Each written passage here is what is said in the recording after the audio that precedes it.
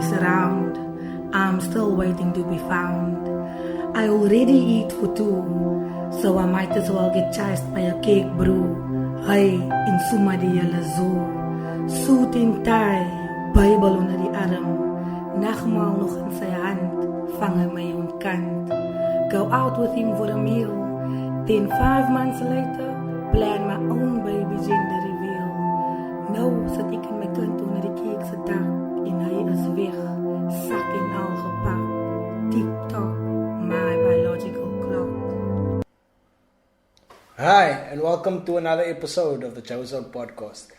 Today, I'm sitting with Arlene Petersen. Hey. Arlene Petersen is a comedian, and she's also are you a social worker? I'm a social worker. What did you call yourself? I'm an administrator. Administrator. For the okay. NPO, yeah.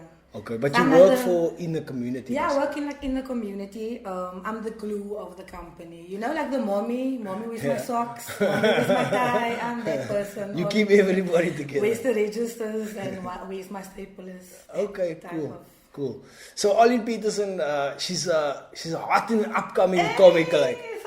I love it. She's just setting the comedy scene on fire. Like I seen her Thursday and Friday, and I enjoyed your sets both nights. Like. Yeah, thank you. Or you just saying that? Nah, I really enjoyed it. I accept on the Chosen Podcast, we don't bullshit like this. Okay, now I accept that. I accept that. Thank so, you. I always thought like, ask my first question to the comedians that come on is like, what led you into comedy?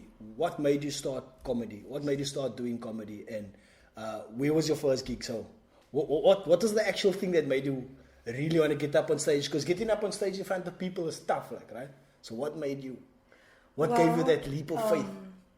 I've been blessed that I always spoke a lot, right? Okay. I talk a lot, I babble a lot. It clicks, so to say, right?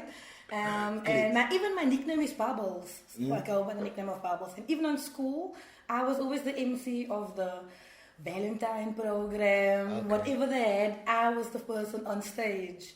I used to MC, I still MC a lot. But yeah, you MC'd my mom's gig for me. Thanks for that. You're welcome. It was awesome and there was food and I enjoyed myself.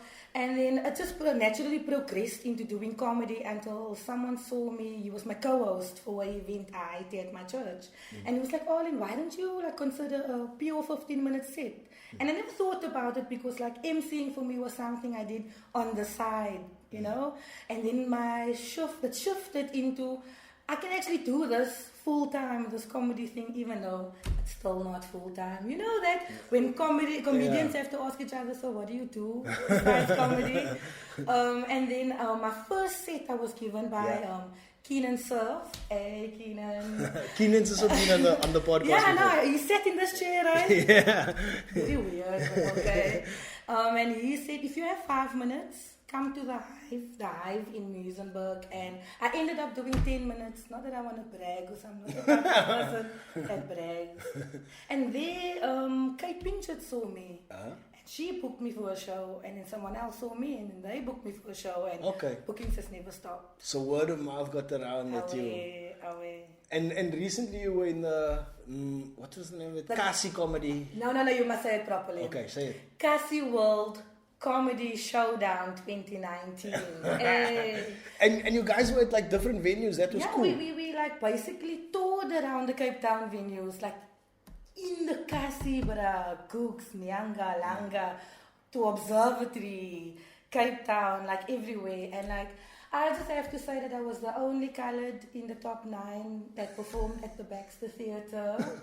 And I happened to be a female, so I was the only female colored person. Now you mustn't even look at the colored and female. No, I must. I thought about that. Must I say she's the hottest upcoming female comic, and I thought to myself, nah, scratch that. You're the hottest upcoming comedian. Straight.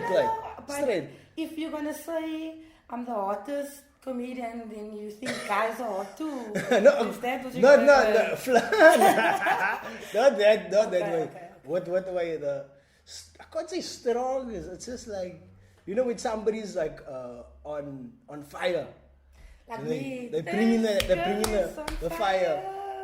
They would say a footballer is having he's on I don't know how to put it, man. He's on a roll. On a roll or something like that. You're on a roll now. Okay. And maybe Summer Vienna. That's what you're saying. So like I think that maybe that Cassie World Comedy Showdown gave you that momentum. You know, do you it think? did. People got to see me more. And I've learned to embrace Afrikaans. You know, it had to take me into the Cassie to see that how effortlessly comedians can switch from English to Vernac. And then I'm like, hey, but they have 2 languages. And then I'm like, hey, but I also have 2 languages. Yeah. And then it like taught me how to embrace, hey, moenie bang wees om 'n bietjie Afrikaans te praat nie, even though the crowd is going to be diverse. And you don't know if there's going to be closer people in the crowd that don't understand Afrikaans, but you have to go with it, because when I go to the Cassie, I don't understand, like, no, I understand 90% of absolutely nothing. Do you explain it like a bit, like sometimes the Afrikaans words? I would a little, but if I see the audience is laughing, then I think like, okay, mission accomplished, why now explain? They're laughing, like, you know. I have this one thing where it's like, I say like, the colored aunties, they say, yeah, Ryan, she's baie besig. And then I explain it, like, I say like, Ryan, you're very busy, like, so that's what I do. I just, sometimes when you especially when you're like talking to like a fairer crowd, like, you know what I mean. But if they're laughing and they get it, I don't feel the need to explain it. It's just like, you're there to make them laugh and you did it, so why? We must spend a special shout out to Kolpin and Pius for setting up the comedy. Thank you for doing that. And Mandisi, thank you so much for the 3 of you. Pius was at every show. Yeah.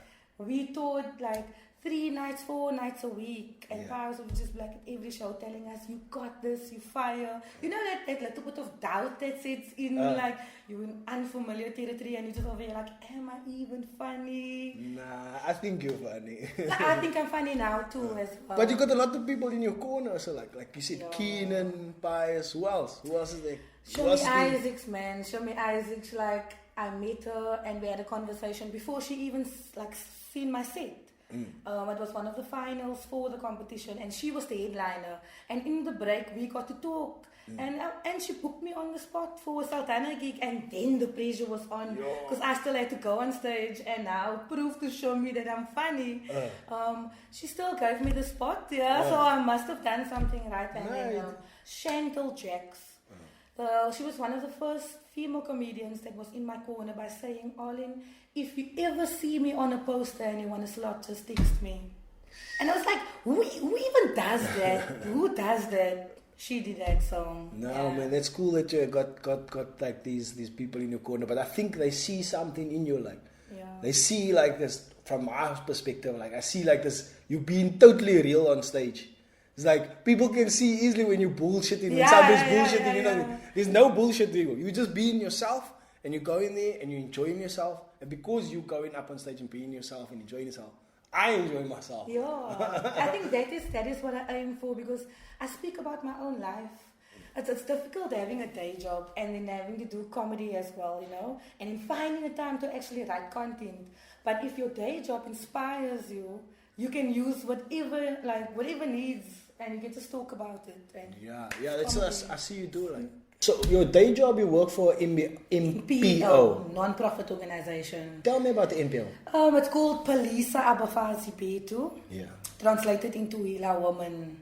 Nice. So we're an organization within the Lavendale community, based at Lavendale High School, where we provide services like victim empowerment support. It's very important for when there's something happening in the community that there's a base that they can come to and say, how can we make now, whatever, because we have social workers. We have a seniors program where the seniors come together every Wednesday, where they discuss problems, whether they play dominoes, because, you know, dance overlang, I can fight. We have an emergency safe house, where we have partnered with police stations from our area up until Kirstenbosch, even Plumstead area. And if there's a family in need, they get transported to our safe house where they can stay for 7 to 14 days while that process of finding where can they go to in a situation. Sure. We have a youth program where kids come after school every day and learn like the fundamental things about life that school doesn't teach you. I mean, like school teaches you solve X. I still can't solve it. Like, That's very important, and I get the sense that you're very passionate about I this. love it. Because Love it. I'm guessing because you're from Lavendale, and it's like Yeah. you're working with your people in the. It's like I'm an active change agent in my community, and that's what I love. Do you feel like that you're making change? I do. I do. When someone come and say, "Hey, can we talk to Lucinda?" Because that's how they come in there. Can we talk to Lucinda? I'm like, "Ma'am, but you can speak to a social worker." Yeah. And when they come back to me, they're like, "Thank you, thank you. We finally found a solution now. Whether we making phone calls on their behalf, but I'm actively changing a life in a family." Other than my own. Yeah. And it's about little families that makes a community in the first place.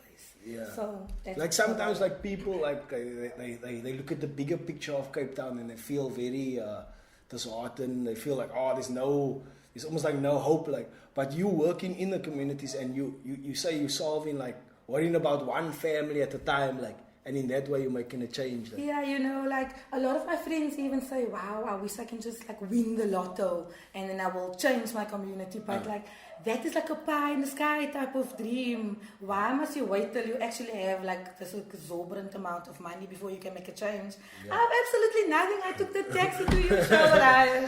I took the taxi to your show. I offered to pick you up. No. This is not to stab at you. That is my life. I don't care about jumping in a bus and living a minimalist lifestyle if I can make a change to someone else. Yeah. And I don't do it for the kids to like pay me back one day. All I want them to do is do it to someone else. Pay it forward, basically. That's what it's about.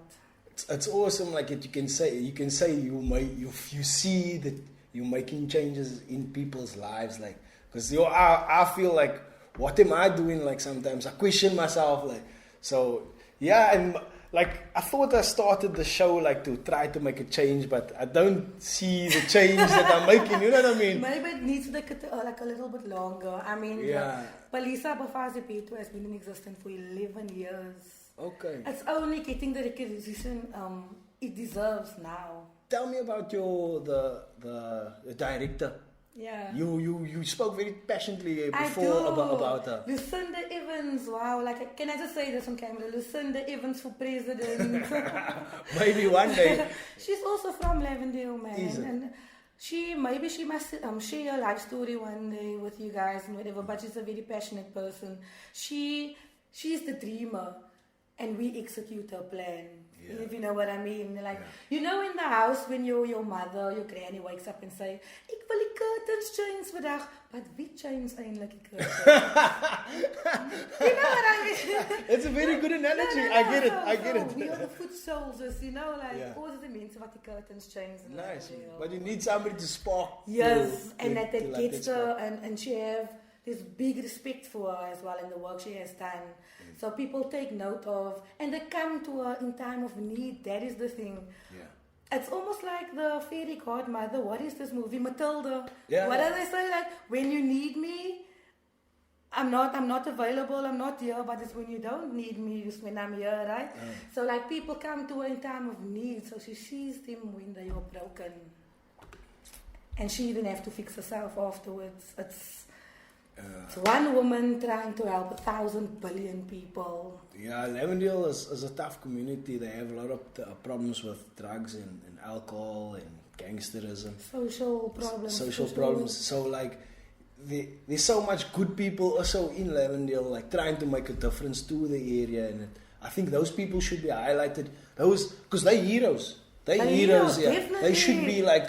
Must make a Marvel movie just about them. Yeah. Can I say Marvel on here? You can say whatever you want to. Marvel movie about she-heroes, especially female. Yeah, she's a role model. Wow. That's the type of role models that our future, the ladies of tomorrow and even the men of tomorrow should have. Like, you know. My bro, I am honored to wake up every morning and walk along Lucinda Evans. I learn so much every day, little things. Did you read the whole contract before you signed? I know it sounds dumb, but do you still read the whole contract before you sign? Yeah. And then she puts that in me, and wherever I go, I can take it in my life. Like even here, if you had to make me sign a contract, I would be like, "Wow, can I have 2 days and then get back to you?" So it helps me in my daily life as well. And how does it feel for you that maybe you gonna take on that responsibility? Yo, and I would say something. Take it back. Retract your statement right now. Look, you. Let's be honest about it. You a female comedian. I don't want to say female. I just want to say comedian from Lavendale, but you're a female comedian from Lavendale. There's no other female comedian ever in the history of existence of Lavendale that I know. Neither, no. Yeah. Like, So how much people that has been living in Lavendale from say the last 60 years, whatever, 60 years. How long is Lavendale? About 60 years old. No, it can be older, but let's just... Okay, yeah, let's just say but in 60 1960s, plus, you know? 1960s, the Group Areas Act happened, so Yeah. it could be 60 years old. But anyway, so in the last 60 years, how many people has been there, and you're the only lady to have come out there and to tell jokes on a stage with tats and kondo? Yeah. Oh, that day when the crowd was clapping for me while he was on stage. And they clapped for me while he was on stage that day. No, Thursday, you mean? Thursday. You know, I just want to show, especially females, man. I'm like a woman activist. I call it womandla, you know, because we're together like that. Females from Lavendale, especially Lavendale, we are freak funny, bruh. Funny. We can roast you to make you feel, oh, why was I born? Where the problem is actually taking the stage. It's when you have to go on stage and deliver that. But you're doing that now. I'm doing it, so I'm trying to teach them and show them, like, hey, it's possible. Yeah. Go on stage and talk to the audience as if you are just talking to your brother around the table. But it's actually taking that step. I have 3 friends right now that I've been trying to convince for the last 3 months. Kirsten Hilario, Zaida, Jacobs, I've been trying to convince them. Calling them out like that. Zaida, Juris, my apologies, congratulations once again. You know, Shout out. friends are getting married here and stuff. I'm just over here, I can't find my other sock. You are accomplishing things. You are doing things out there. Like we can see, I can see it. Like last night, you did a set, and you did it totally different to that you did that set like the night before. But you can see there was like a change. So you learned something like, hey, this is a different type of crowd. Yes, you read the crowd, yes. so you have to slow it down and stuff like that. I feel it comes with gigging more than thrice a week.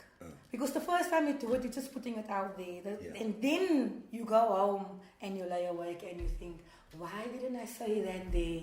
Why didn't I slow that down? So when you do it the next time, you actually implement what you were fussing about in your head. And by the third time, you're like, this is my set. So it's imperative to actually go out there and gig 3 gigs, you know. It's difficult. It is difficult. Isn't it difficult for you to get out? For me, I find it's difficult to get out like 3 nights a week. Like, do you find it difficult? Or I actually don't. Is it? I actually don't. I love that high of being on stage and getting to the gig and thinking this can go either way. They can love me or they can hate me either way. What is difficult is when I'm financially disabled and having to go to a restaurant and not being able to order myself any food. That is the difficult part. You in a restaurant, people are eating around you. You're the comedian. You're hungry. No one knows. Like that is the difficult part, Ryan. Is it? Hey, you know what you must do? I think those people, the owner of the restaurant, they're supposed to be feeding you, isn't it? Is that how it works? I mean, you must get a free meal. I've only been in the game for 8 months now, so I am still trying to figure out and. Oh, can I now demand? Was demand a strong word? Can I ask politely if I can get the fries? If you don't ask, you don't get. Okay. Like, you never know. And I think you're really good. You're making a lot of people laugh. So come on. Man. Okay, come that's on, the educational segment here. Nah, I'm just coming up with my own rules. Like sometimes I come up with my own rules. And I love it. Cut. So, so recently you attended the historical Women's March, and your director was involved in the march, and you actually got some material from that march. Yeah, I did. That's kind of a unique thing to do because nobody else is doing it out there, like using that type of material. How do you feel about that? Like? I feel like it's fun. It's like working on the job as well. Like I said earlier, like I take content from work. Yeah. And there's a lot of funny things that happen. But that was very serious at the time, you know? And then, but I look at it in a different angle. I'm like, yo, but this is freak funny. Yeah. And if I like tell someone and that person will laugh and I'm like, but this is funny. Yeah. And then I take it to stage. Yeah, it worked. I'm not gonna tell the joke because you want to use it or anything like that, or the premise or anything like that. But there's like not a shock factor, but there's like you take us on one road and then you change it directly, go 100%, and I think that's so brilliant. I haven't seen that in a while, like. So yeah, if you guys want to see good comedy, you gotta check out. If you gotta check it out, you wanna check out the set, please check it out. It gets a bit weird also in sections and stuff, but it's like comedy is like a roller coaster. But that's what I was telling my cameraman about you. Like that is art. Like if you get a reaction from people, like if what you're saying on stage is making people evoke emotions in people, that is art. Like that's the essence of art. Like it's supposed to bring about feelings. When you had this conversation with me and then you made me realize that I'm an artist. I've been saying I'm a comedian, I'm an MC and a comedian, but I'm actually an artist. Yeah, I'm an artist. I would like to thank my mom and my dad and my parents. So like this. That's how I see it. I call myself. Always tell people I don't see myself as a comedian because I don't know. I'm not that. I can't call myself a graphic designer because I'm more than a graphic designer. I'm not just a graphic designer. I do more than graphic design. So I'm not that. So what am I like? I'm a graphic artist. I'm a comedian. I'm an artist. We artists. Yeah. We artists. My podcast. That's my canvas, and we painting a picture here. But thank you for having me here as well. No, I know. I'm just saying. Thank you for making me a feature in your art. Like, I should be thanking you for coming on because I think you're going to be doing big things, and I think the people must look out for you. Like, I think my last question is like, do you want to do this permanently? Yes, but I also want to be a politician. Okay. I had to study public administration. Yeah. I sleep with the Constitution under my pillow. Like, I can quote Chapter 5, Section 2, Bill of Rights, you have the right, etc. So it's like a religion. You know, if you're a Christian, you can't go to church and say anything that you want to say without quoting the Bible. Yeah.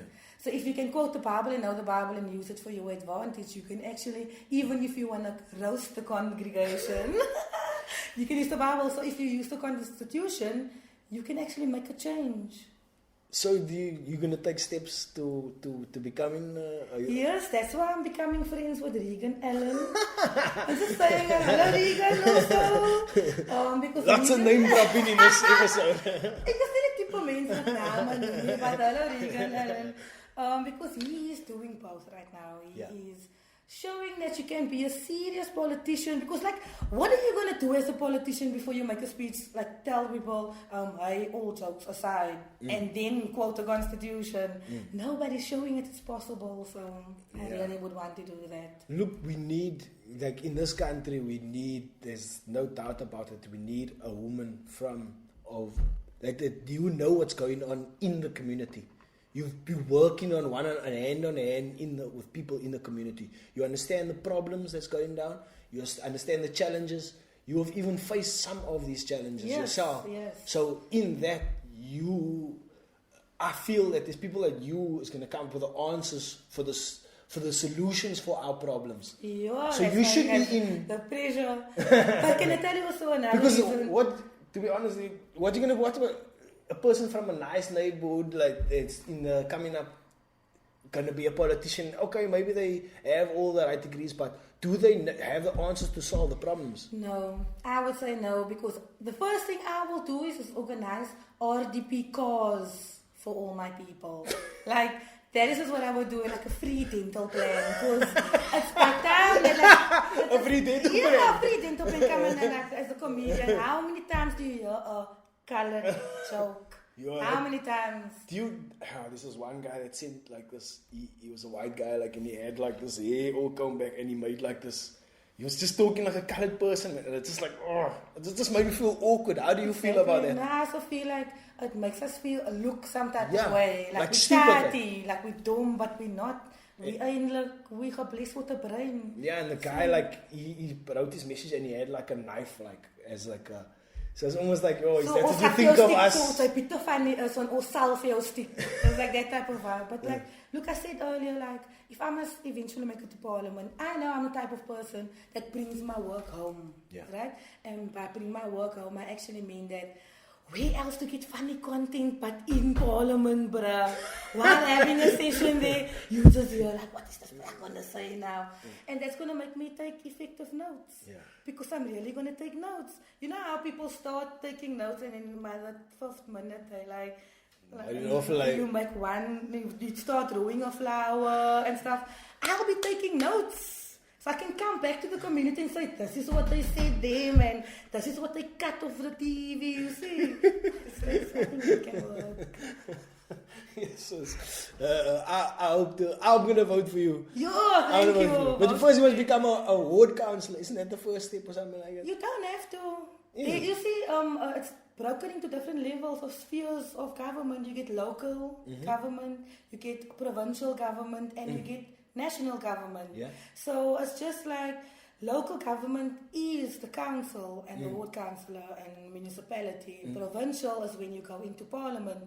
But we need government on each level. So whether I'm going to be local, provincial or national, it's still government. Okay. You'll find your way in. But I would rather be on the local government. Where the grassroots, we know what is needed. Yeah, because that's where the local government also does the most job.